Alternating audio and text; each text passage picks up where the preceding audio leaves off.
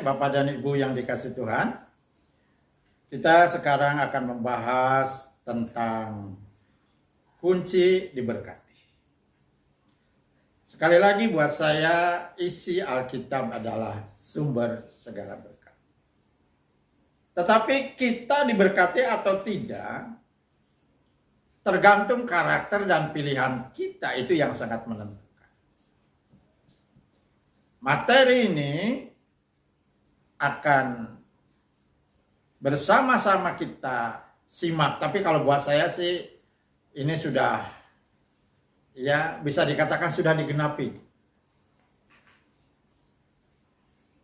Saudara yang dikasih Tuhan, sejak saya jadi Kristen, saya kalau mau pergi beribadah, kalau sekarang nih mau pelayanan, tapi saya juga masih ya mendengarkan khotbah-khotbah hamba Tuhan, termasuk minggu ini ya, minggu pertama di bulan kedua, pagi juga saya ikut dulu ibadah, ikut perjamuan kudus. Kalau saya mendengarkan firman Tuhan, mendengarkan pendeta khotbah, siapa saja yang khotbah, atau saya mau berangkat ya beribadah, saya selalu berdoa gini, Tuhan Yesus, hari ini saya mau beribadah. Saya tidak akan memperhatikan atau melihat atau menilai pendetanya hamba Tuhan.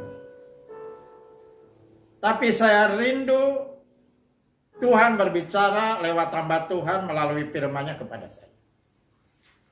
Itu kerinduan saya Tuhan. Nah, itu doa saya. Begitu saya datang ke gereja, saya betul-betul memperhatikan pemberitaan firman Tuhan dan firman Tuhan. Kalau firman Tuhan itu ya disampaikan oleh hamba Tuhan itu sudah digenapi dalam kehidupan saya, saya sangat mengucap syukur. Saya bilang, Tuhan terima kasih. Kalau hari ini Engkau sudah berbicara lewat hamba-Mu buat saya, ya, bahwa janji-Mu sudah digenapi dalam kehidupan saya. Kalau janji Tuhan yang saya dengar lewat khotbah itu sedang digenapi, sedang diproses, saya juga selalu mengucap syukur. Tuhan terima kasih ya, biar apa yang sedang saya alami, saya terus bisa menikmati janji-janji. Kalau belum apa yang disampaikan hamba Tuhan, maka saya katakan, Tuhan biarlah sepulang ibadah ini saya rindu untuk menggenapi apa yang Tuhan janjikan. Nah begitulah kira-kira, sehingga setiap ibadah saya dari awal jadi jemaat, saya nggak pernah kehilangan berkat. Karena memang firman Tuhan buat saya. Nah sekarang dari pengalaman saya ambil dari 2 Korintus pasal 9 ayat yang ke-6. Soal kunci memberi. Ya, tema perikopnya adalah memberi dengan sukacita membawa berkat. Nah saudara, jadi hidup kita tuh bukan hanya rindu untuk diberkati saja, rindu untuk diberi saja, tapi Alkitab mencatat, ya, memberi dengan sukacita adalah kunci kita diberkati. Ayat yang ke-6, camkanlah ini, atau bahasa sayanya, perhatikanlah ini. Orang yang menabur sedikit akan menuai sedikit juga. Dan orang yang menabur banyak akan menuai banyak juga. Sudah di video yang lalu saya mengambil dari Lukas pasal 6 ayat 38. Apa yang Tuhan Yesus katakan. Ya, beri maka kamu akan diberi. Takaran yang dipadatkan, yang digoncangkan, yang tumpah ke iman. Bahasa akan menjadi berkat buat kita, berkat buat saya. Nah di sini kita berbicara dari awal. Camkanlah ini orang yang menabur sedikit. Ini berbicara tentang start awal. Ini bukan menerima berkat, tapi bicara tentang menabur. Ya, menabur artinya menanam. Saudara, kebetulan saya latar belakang keluarga petani, saya juga petani, dan di lingkungan juga saya terus bertani mengolah tanah yang ada sekalipun sedikit. Jadi saya tahu untuk saya menabur itu yang pertama harus cari benih yang baik. Dan sebelum saya menabur juga harus mengolah tanah dengan baik. Mengolah tanah dengan baik, kalau kurang pupuk, dipupuknya dengan baik. Cuman apa yang terjadi Bapak Ibu? Tanah diolah dengan baik. Dikasih bibit yang baik, benih yang baik. Tetapi banyak sekali tumbuhan yang tidak saya harapkan, yaitu rumput. Lebih dahulu tumbuh, bahkan subur. Buat saya ini satu pelajaran. Bahwa dalam kehidupan ini banyak tantangan. Banyak sekali kerjaan. Bahkan saya mempelajari kebetulan di pinggiran kebun saya ada pohon kelapa. Nah, pohon kelapa itu akarnya sangat kuat dan rapat sekali, padat akarnya itu. Silahkan Bapak dan Ibu perhatikan. Tapi ada rumput yang bisa hidup di atas akar pohon kelapa. Saya bingung gitu. Tidak ditanam, tidak disiram, tapi tumbuh subur. Sudah dicabut, tumbuh lagi, dicabut, tumbuh lagi. Sementara benih yang baik, yang saya tanam, yang saya pupuk, yang saya siram, kadang-kadang udah capek nyiram, tumbuhnya kurang subur. Bahkan ada rumput yang mampu ya hidup atau tumbuh bukan di tanah yang saya olah. Kebetulan halaman kebun saya juga ada yang dipelur ya. Itu ada peluran-peluran retak, itu ada ya, rumput-rumput yang tahu-tahu tumbuh di situ, padahal itu tadi nggak ditanam. Nah inilah benih-benih, artinya tanaman yang jahat.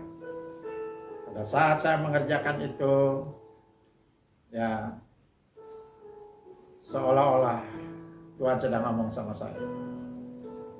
Ya, kamu punya niat yang baik-baik, punya cita-cita yang baik-baik. Tetapi kadang-kadang yang keluar yang menyusahkan banyak orang. Tapi hari ini dalam video ini kita ingatkan kesimpulannya saja. Ya, perhatikan ini, orang yang menabur sedikit akan menuai sedikit juga. Dan orang yang menabur banyak akan menuai banyak juga. Mari Bapak dan Ibu yang dikasih Tuhan, mari kita mulai menabur. Ya, jangan berpikir menabur itu harus punya tanah saja, punya ladang saja. Kita bisa menabur dengan kasih sayang, kita bisa menabur dengan perhatian, kita bisa menabur dengan tegur sapa yang baik, kita bisa menabur dengan menasihati orang, kita bisa menabur dengan berdoa sapaan, kita juga bisa menabur dengan senyuman. Ya. Dan ayat yang ketujuh, bagaimana caranya kita menabur? Ayat yang ketujuh, hendaklah masing-masing memberikan menurut kerelaan hatinya, jangan dengan sedih hati atau karena paksaan, sebab Allah mengasihi orang yang memberi dengan sukacita. Mari saudara, di tengah-tengah kesulitan, ya kita juga mungkin masih banyak kesulitan, banyak masalah yang belum terselesaikan. Mari kita terus ya menabur dengan sukacita. Ya, karena Tuhan sangat mengasihi kita. Saya ingat awal-awal di gereja ya, ada pujian yang cukup lama sekali, yaitu kasih pasti lemah lembut. Kasih pasti lemah lembut, kasih pasti, kasih pasti,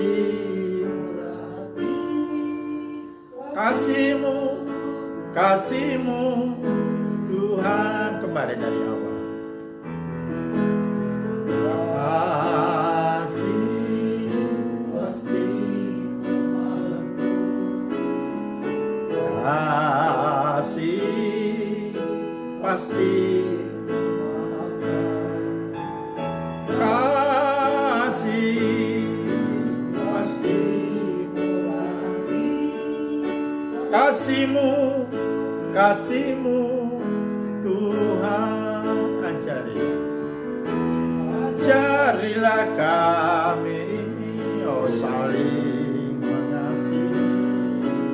Ajarilah kami ini saling mengampuni. Ajarilah kami ini kasih-Mu ya Tuhan. Kasih-Mu kudus tiada batasnya. Sekali lagi ada saja. Ajarilah kami ini saling mengasihi.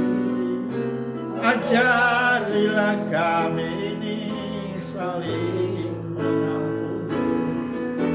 Ajarilah kami ini, oh kasih ya Tuhan. Kasih-Mu kudus tiada batasnya. Terima kasih Tuhan Yesus. Mulai sekarang di tengah-tengah kondisi bangsa dan negara kami yang sedang membangun, memulihkan baik kesehatan juga ekonomi, biar kami gereja-Mu tetap saling mengasihi.